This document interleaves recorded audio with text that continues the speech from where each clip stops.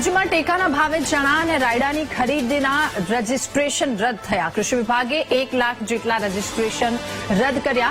વાવણી ન થઈ હોય એવા વિસ્તારમાં નોંધાયેલા રજીસ્ટ્રેશન રદ થયા છે. ચણાની ખરીદી માટેના 60,000થી વધારે રજીસ્ટ્રેશન રદ કરવામાં આવ્યા. રાયડાની ખરીદી માટેના 40,000થી વધારે રજીસ્ટ્રેશન રદ કરાયા. સેટેલાઇટથી કરાયેલી ચકાસણીમાં વાવણીની યોગ્ય વિગતો ન મળતા આ રજીસ્ટ્રેશન રદ થયા છે. કૃષિ વિભાગે ખેડૂતો પાસેથી વાંધા અરજીઓ લેવાની શરૂઆત પણ કરી. અમે એક એક્સપેરિમેન્ટ કરીએ છીએ કે દર વખતે આ રીતે નવી ટેકનોલોજી આવી છે તો કેવી રીતે યુઝ કરાવી છે, ગ્રાઉન્ડ લેવલ પર કેવી રીતે આગળ વધી શકાય.